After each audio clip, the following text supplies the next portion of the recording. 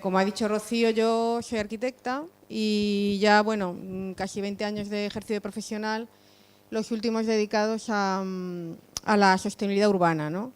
En principio en toda su amplitud, que es inconmensurable, sobre todo en cuestiones me dedico fundamentalmente a cuestiones de energía, como investigadora colaboradora en un grupo de investigación de la Universidad de Sevilla, que se llama el Grupo TEF 130, de Arquitectura, Patrimonio y Sostenibilidad.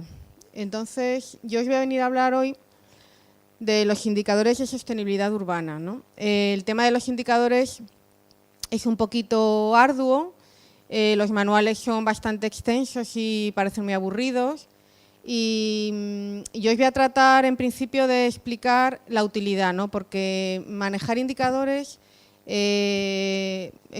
creo que ya es bastante necesario, ¿no? Aunque tampoco hay que consagrar en ellos ni confiar en ellos tampoco hay que darle más importancia de la que tienen, pero bueno, la tienen y es importante, sobre todo yo siempre lo digo, lo que no se mide no se conoce bien, ¿no?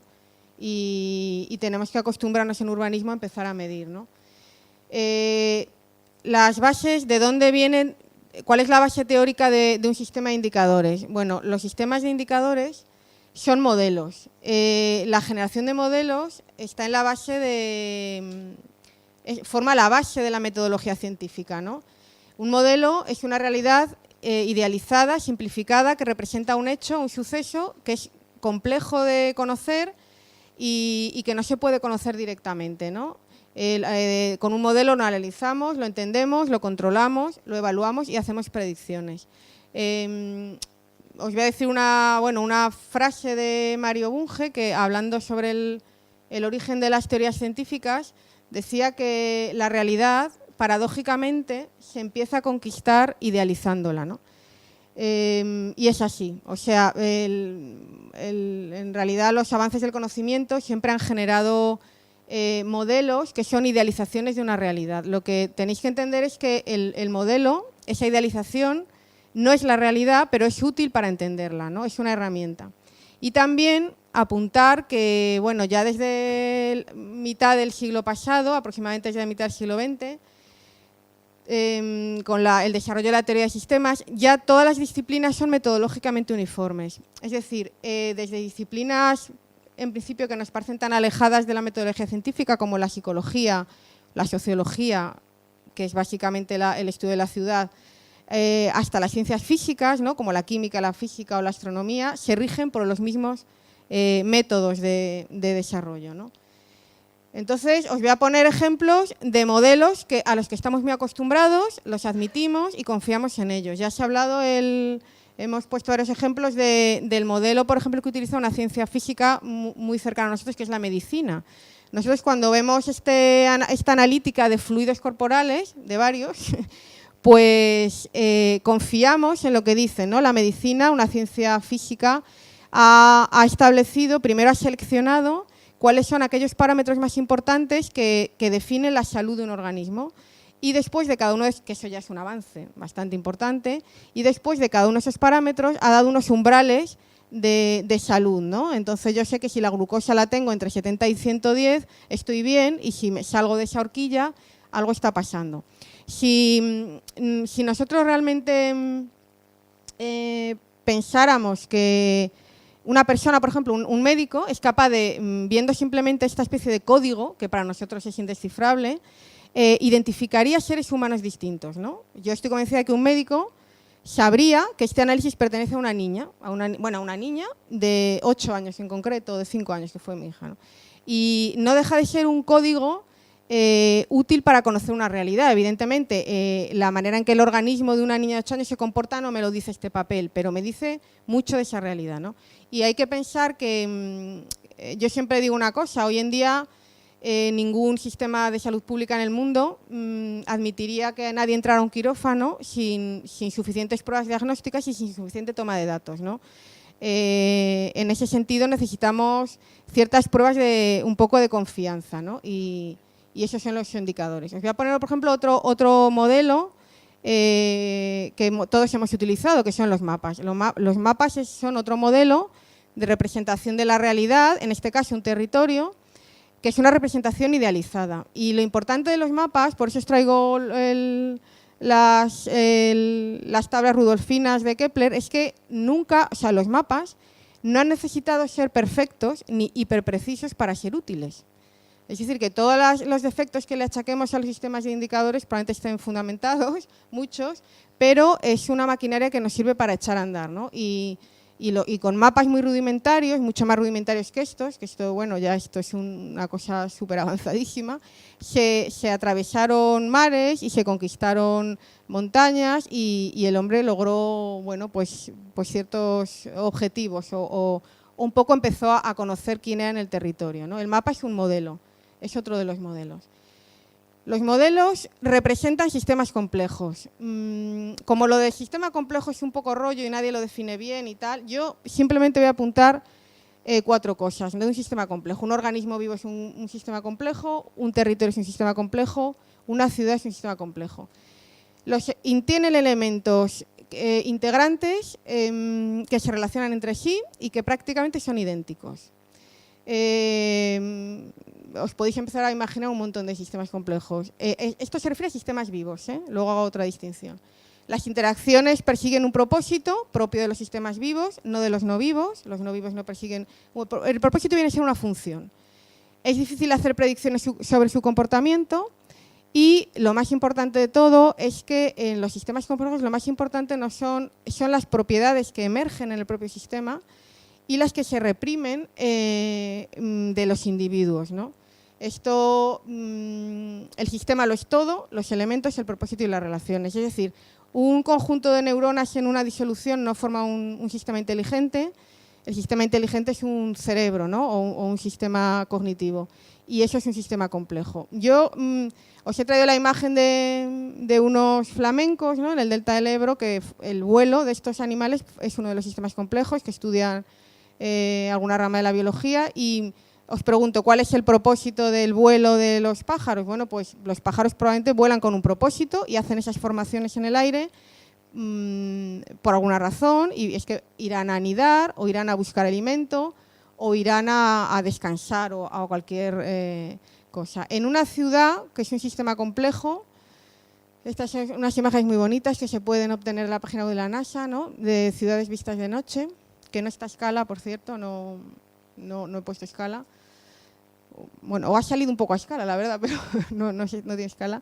La ciudad es un sistema complejo y si nos preguntáramos cuál es el propósito o la función de un sistema complejo como la ciudad, que es un sistema vivo, pues seguro que surgían millones de intervenciones, ¿no? La ciudad como sistema complejo tiene millones de propósitos o funciones, casi infinitos, y muchos de ellos son contradictorios entre sí, y es lo que le da la riqueza. No quiero extenderme mucho, pero no he podido evitar traeros una de las citas más, para mí, bueno, pues más bonitas de Massimo Cacciari, que fue alcalde de Venecia durante 7 años y que es uno de los pensadores de la ciudad, bueno, pues que más interesantes, ¿no? Dice, desde sus orígenes, la ciudad está investida de una doble corriente de deseos. Deseamos la ciudad como regazo, como madre, y al mismo tiempo como máquina, como instrumento. Queremos que sea etos en el sentido originario de morada y estancia y al mismo tiempo un medio complejo de funciones. Le pedimos seguridad y paz y al mismo tiempo pretendemos que tenga una eficiencia, eficacia y movilidad extremas. La ciudad está sometida a preguntas contradictorias. Querer superar tales contradicciones es una mala utopía. Al contrario, se requiere darle forma. La ciudad en su historia es el experimento perenne para dar forma a la contradicción, al conflicto. Bueno, pues yo creo que esto define Cacciari un sistema complejo vivo, ¿no?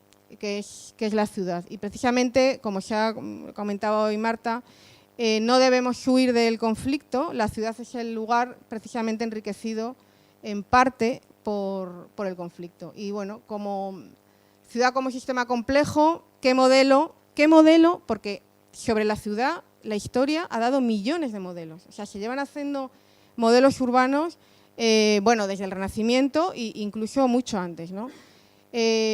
Necesitamos un modelo para abordar el hecho urbano, es demasiado inabarcable, o sea, incluye demasiadas variables físicas y no físicas, y yo creo que interviene casi todas las disciplinas que podamos encontrar hoy en día en el conocimiento, intervienen en la ciudad, ¿no?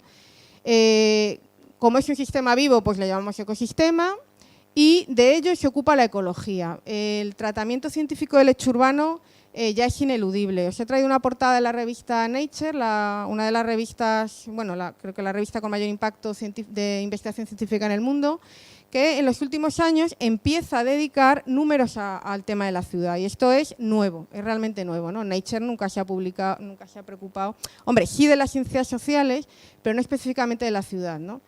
Y eso marca un poco el reflejo del cambio de paradigma. Sin embargo, en la praxis urbanística, el urbanismo que hemos venido practicando hasta hace poco, con su conjunto de reglas, clasificaciones, técnicas, pues bueno, emplea un modelo que ya está obsoleto, que no nos satisface, y un poco he traído pues la portada de la ciudad jardín de Hogwarts de 1902, con la cual, aunque no nos creamos, se han seguido planificando ciudades hasta prácticamente ayer, ¿no? Y realmente necesitamos, el modelo está caduco y necesitamos otro modelo. ¿Qué modelo vamos a poner en práctica? Bueno, pues un modelo que tiene que ser un modelo integrativo de muchísimas variables que rigen el hecho urbano e intentar que no se nos escape ninguna, ¿no?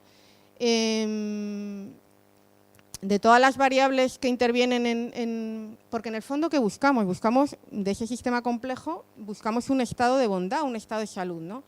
Que desde luego no existe, porque los sistemas complejos son inestables por sí, pero se mueven en un rango de inestabilidad controlada, es decir, que no podemos pretender tratar a la ciudad como una cosa estática, y va a decir, si yo aplico, no es una cosa determinista, ¿no? Que si yo aplico esta receta me sale una buena ciudad o una mala ciudad. No existe eso, no existe.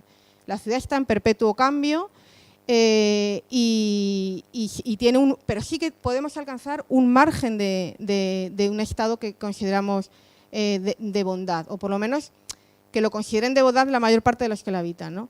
Estos son los indicadores. Los indicadores es una valoración objetiva de una pequeña parte de la realidad, de una realidad que es difícil de conocer de manera completa o de manera directa. Por tanto, es una señal, simplemente es una señal que no funciona de manera aislada en ningún caso, ¿no? Y os voy a poner un ejemplo después, ¿no? Salvador Rueda hace muy poco ha estado presentando una carta para el diseño de nuevos desarrollos urbanos en el Congreso de Post-Hábitat, en el tercer Congreso de Post-Hábitat en Barcelona. Esto es el 22 de mayo, ¿no? Y decía, el conjunto de elementos constitutivos de una ciudad con sus relaciones y restricciones es un sistema de proporciones. No lo es solo, pero es, en el fondo, hay muchas cosas que se pueden cuantificar y la bondad de ese sistema depende de la proporción un poco de cada ingrediente. Ese sistema de proporciones es un sistema de indicadores. Y bueno, los indicadores, ¿por qué son necesarios? Bueno, hay que tener en cuenta que sirven como complemento a las decisiones en todas aquellas cuestiones que tienen un elevado grado de incertidumbre, como el hecho urbano, o donde intervienen demasiadas variables. Porque aquí, claro, la cantidad de variables forma parte del problema también. Después, que permiten simular cambios, que ocurre si modifico algo pero mantengo o conservo otros parámetros. Sirven para comparar actuaciones en contextos similares y permiten hacer predicciones, que eso lo necesitamos o nos sirve de guía, y sobre todo permiten evaluar proyectos, acciones o propuestas. También son una herramienta de control de calidad. O sea, seguir y controlar los proyectos, poder establecer metas concretas y saber si se han alcanzado o no de una cierta manera objetiva, pues tiene su importancia, ¿no? Ya no nos basta con que nos hagan algo y creernos y que luego nadie diga si aquello ha funcionado o no ha funcionado, ¿no? Y luego los sistemas de indicadores, no olvidarse una herramienta, no automatizan los procesos, sino que son un apoyo. Y ahora esto lo voy a desarrollar un poquito más para que veáis en qué sentido no se trata de automatizar, sino al revés, de tener más datos sobre la mesa y poderse manejar con mayor seguridad, ¿no? Abordan el mismo problema con enfoques distintos. Por tanto, obligan necesariamente a trabajar en equipo. Frente a las decisiones unilaterales de expertos, que es en lo que yo me formé, ¿no? Venía un señor que sabía mucho y decía lo que había que hacer y los demás dibujábamos. Bueno, pues hay un momento en el que empieza a necesitarse un cierto acuerdo, compromiso, sobre todo entre agentes distintos o diferentes, pero apoyados en el marco teórico común. Ese marco teórico común que aceptamos, que tampoco es estático y que tampoco está definido claramente, es el modelo de ciudad sostenible, ¿no? Que lo vamos haciendo un poco entre todos. O sea, el modelo de ciudad sostenible, esto no es una teoría cerrada ni es un dogma que nos diga exactamente, pero lo estamos un poco construyendo entre todos. Si hablamos de indicadores de sostenibilidad urbana, ya en concreto, hablando en tema de ciudad, bueno, pues cualquier sistema de indicadores funciona un poco en un esquema parecido. En principio, lo normal es detectar o los indicadores en general aparecen primero. Es decir, las señales, lo que es importante medir en una ciudad es lo que suele aparecer primero. Después se agrupan por similitud y generan áreas temáticas, ¿no? Bueno, la primera agrupación son los índices. Los indicadores, ¿qué diferencia un indicador de un índice? Un indicador es algo que se puede cuantificar exactamente y tiene unidades de medida. Kilovatios hora, metros, número de veces que, etcétera, ¿no? Es algo que tiene una medida exacta. Los indicadores por sí mismos no dicen prácticamente nada, no nos vale de nada. Os voy a poner un ejemplo. Yo digo, bueno, pues a mí me da que la contaminación atmosférica es un indicador de ciudad sostenible. Evidentemente estaríamos todos de acuerdo.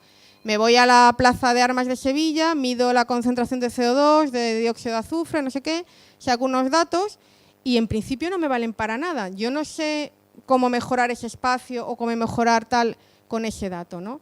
Sin embargo, si empiezo a tomar datos como por ejemplo número de habitantes de ese barrio que cogen al día su vehículo privado para ir al trabajo, o número de parkings subterráneos a los que llegan de otras partes de la ciudad para aparcar ahí, o número, etc. Empieza a tomar datos, y no siempre de misma temática, empiezan a surgir relaciones no aparentes que son las interesantes. Y por eso los sistemas de indicadores tienen utilidad, porque a veces hay relaciones entre indicadores que hay que desvelar y que no son a priori, no nos aparecen, no son evidentes, ¿no? Pues bueno, un grupo de indicadores de la misma naturaleza se agrupan en índices que no tienen dimensión, ya no tienen unidades, y después de cada indicador se fijan unos umbrales de referencia. Pues entre tantos metros y tantos metros no debe correr una persona para llegar más a su casa desde un servicio de proximidad de alimentación, por ejemplo, tal, bueno. Realmente son muy sencillos, pero lo interesante es lo que ocurre entre, como sistema complejo, lo importante siempre está en las relaciones, ¿no? Los subjetivos y los cuantitativos, indicadores subjetivos. Un indicador puede ser subjetivo, por supuesto que lo puede ser, y es muy importante tener un conocimiento completo de la realidad. Yo siempre cuento lo del Instituto de la Felicidad de Rotterdam. O sea, Rotterdam ha dedicado, bueno, Holanda ha dedicado un centro de investigación dotado económicamente fantásticamente sobre gente estudiando la felicidad, y es que además sus conclusiones son interesantísimas. O sea, ¿se puede estudiar la felicidad de una manera, con metodología científica? Pues yo creo que sí. Y bueno, los indicadores subjetivos es muy importante tenerlos en cuenta. ¿Objetivos? A todos nos suenan. Bueno, los subjetivos he puesto dos ejemplos. Percepción sobre accesibilidad a medios públicos, grado de satisfacción con dotación de espacios verdes, etcétera. Objetivos, potencia instalada para alumbrado exterior, en kilovatios hora, proximidad a redes de transporte alternativo al automóvil, en minutos, eso es lo importante. Y claro, aquí ya se ha fijado unos umbrales, ¿no? Pues hay buena accesibilidad cuando se accede a 5 minutos a pie, a una parada de bus urbano, etcétera, etcétera. Porque si no, nos seguiríamos moviendo en la imprecisión, en el no se sabe. Lo que para mí es próximo, para mí embarazada no era próximo porque me movía más despacio, o para mi madre que tiene 83 años, pues se mueve fatal. Entonces hay que fijar, hay que cuantificar, y esa es una necesidad evidente. Sistemas de indicadores, hay muchos. Os he traído aquí 3 internacionales: CASBI, que es japonés, BREEAM, que es un sistema británico, empieza a conocerse aquí, y luego el más conocido, que es LEED, que suena mucho americano, ¿no? En España, el Green Building Council en España editó unas guías verdes, se llaman las guías verdes. También antes era un sistema que se llamaba ADES, no sé si a algunos suena, que ha dedicado muy poco, la verdad, muy poco atención al espacio urbano, ha dedicado más a los edificios, pero editó una guía hace unos años que era la de desarrollos urbanos y le dio el nombre horrible de polígonos, pero bueno, en fin, algo de utilidad tiene. Y la que yo más conozco y que es un poco referencia en España es la que editó el Ministerio en 2012 de la Agencia de Ecología Urbana de Barcelona. Aquí os he traído un poco el esquema de esa guía. Y bueno, en este árbol, áreas temáticas en negro, índices en azul, indicadores en rojo. Realmente, de todos estos, seguro que hay muchos más, de todos estos indicadores, como siempre he dicho, lo importante es medir para establecer relaciones entre ellos. Y ahí aplica, bueno, pues un poco el interés de estos sistemas, ¿no? ¿Por qué se critican y además con cierta razón? Vamos a ver, si yo consigo invertir un montón de dinero y de esfuerzo de gente en pasar una ciudad cualquiera o un municipio vuestro por uno de estos sistemas de indicadores, voy a obtener una especie de, como los electrodomésticos, una especie de grado de A excelente, B bueno pero no sé qué, hasta el D o el F o el tal. Cuando yo tengo ese numerito, realmente he medido todo absolutamente con todos sus especialistas, ¿no? En agua, en no sé qué, en residuos, en funcionalidad, en compacidad, todos lo han hecho y alguien me diría, y de hecho se dice, ¿no? ¿Y por qué le has dado más peso al área temática ocupación de suelo que al área temática espacios verdes y diversidad? Porque claro, estas áreas temáticas no pesan igual cuando yo mido la sostenibilidad urbana. Y eso, desde luego, es contestado y un poco con cierta razón. Por ejemplo, la guía de urbanismo ecológico del Ministerio que os he planteado le da 130 puntos al metabolismo urbano, 50 puntos a la complejidad urbana, 50 puntos a la biodiversidad. Es decir, ¿y por qué, no? ¿Y por qué? Y de hecho, los sistemas de indicadores, tú coges cada sistema de certificación ambiental urbana y le da pesos distintos.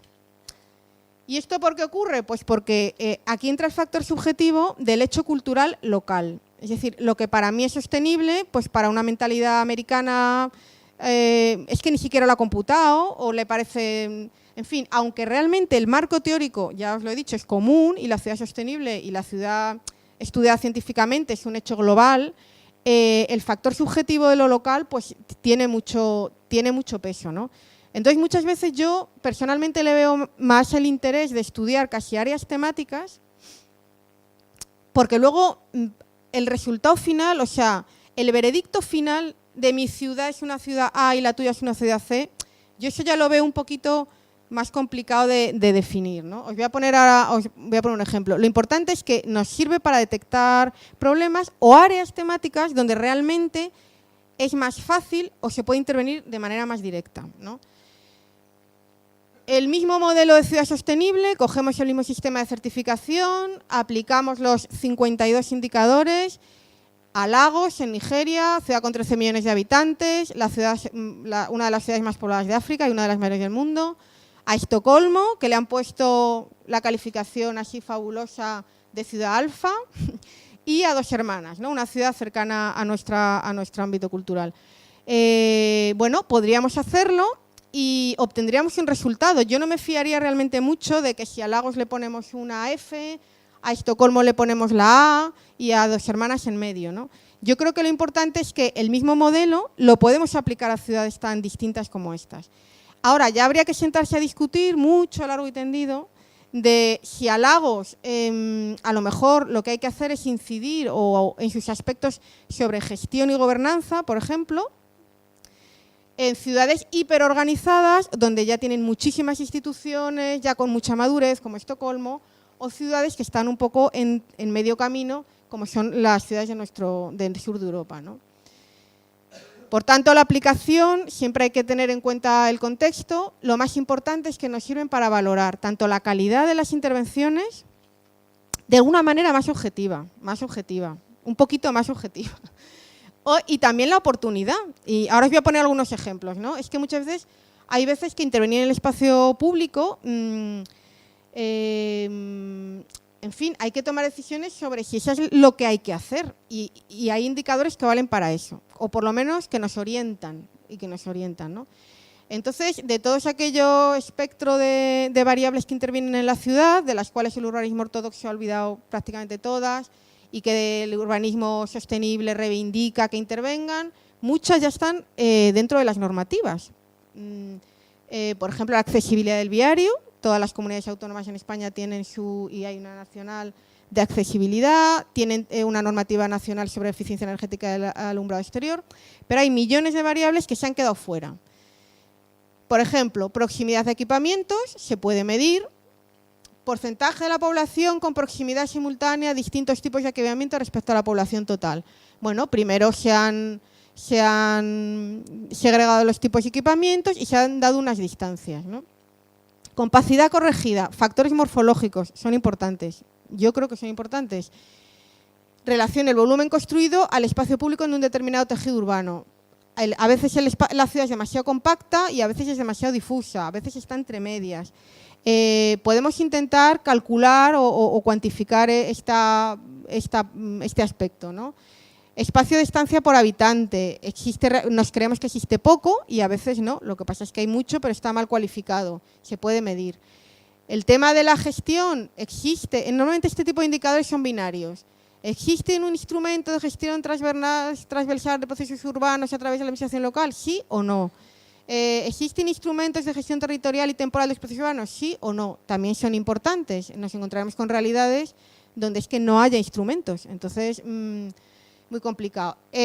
Cosas así como más relacionadas con obras. Índice biótico del suelo, cuantifica la permeabilidad del suelo, que es muy importante para el control de las inundaciones, en el escenario de cambio climático, presencia, cantidad, dimensión, etcétera, de corredores verdes urbanos, la proximidad a aparcamientos de bicicleta, suficiencia hídrica, reutiliza el agua o no se reutiliza, se han utilizado materiales de baja, se urbaniza con materiales de baja energía incorporada o no. Esto se puede cuantificar, etcétera, etcétera, etcétera. Entonces, en fin, la situación actual, yo diría que estos sistemas constituyen un apoyo más o menos preciso para tanto los que proyectan como las administraciones, y a medio plazo probablemente conduzcan a normativas, es decir, conduzcan a una metodología de planificación reconocida, ¿no? Pero por el momento lo cierto es que estamos un poco abandonados a nuestra suerte a la hora de evaluar y de implementar. Yo siempre digo una cosa, de momento estamos en un terreno de nadie. O sea, a un técnico ni a una administración le obligan a cumplir, bueno, ni la mitad ni el 5% de lo que pone ese tocho. Por tanto, ¿es una cosa potestativa? Pues la podemos hacer o no la podemos hacer. En el fondo es un poco caminar a intentar un cierto control de calidad de lo que hacemos. Yo muchas veces pienso que si un montón de las por llamarlo de alguna manera, las urbanizaciones de los últimos 20 años no hubieran pasado ni el 2% de los indicadores de una de estas guías, ¿no? Si los urbanistas hubiéramos manejado un cierto control de lo que hacíamos, y también los políticos, las administraciones, a lo mejor las guías habían servido para algo, a lo mejor habían contribuido a crear una ciudad mejor, porque desde luego la ciudad, el tejido nuevo que hemos generado no es ciudad, ¿no? Yo no sé si una de estas guías va a generar ciudad, no lo sé, pero a lo mejor ayuda y creo que hay que tenerlas en cuenta, ¿no? En general lo que nos sirven es para echar a andar. Es lo único que hay, es lo que tenemos, no podemos, como los mapas, no podemos esperar que sean perfectos, pero con ellos podemos empezar a navegar, ¿no? Generar buenos hábitos de planificación, de proyecto de construcción, dando un pasito un poco más allá de la normativa, y para implementar unos ciertos criterios objetivos en las decisiones. Sin hacernos tampoco una ilusión, es decir, esto no es la solución, vamos a tener que seguir discutiendo, vamos a tener que seguir decidiendo, todavía tiene que haber expertos, pero bueno, yo creo que en el fondo estos sistemas abren también el camino a otras voces, ¿no?, que intervienen en la ciudad. Hay que reflexionar. Algunos indicadores es cierto que son un infierno, son muy específicos, necesitan mucho dinero para medirse, necesitan medios, otros sin embargo son sencillos y bueno, en general se necesita, como le he dicho, abrir numerosas voces y constituir equipos de gente distinta con especialización en distintos ámbitos y también tener en cuenta que muchas veces la capacidad de gestión de los municipios, ¿no? De un municipio pequeño a uno grande, hay muchas diferencias un poco, no solo en la aplicación, sino en la capacidad de evaluar, etcétera. Y bueno, yo pienso que el esfuerzo que ha hecho la Dirección General en resumir toda esta complejidad de todos estos manuales, que cada uno son 750 páginas en el documento que tenéis ahí, pues es un esfuerzo que creo que merece la pena tenerlo en cuenta, porque en el fondo es una manera de empezar a andar, ¿no?, con lo que tenemos. Y bueno, muchas gracias.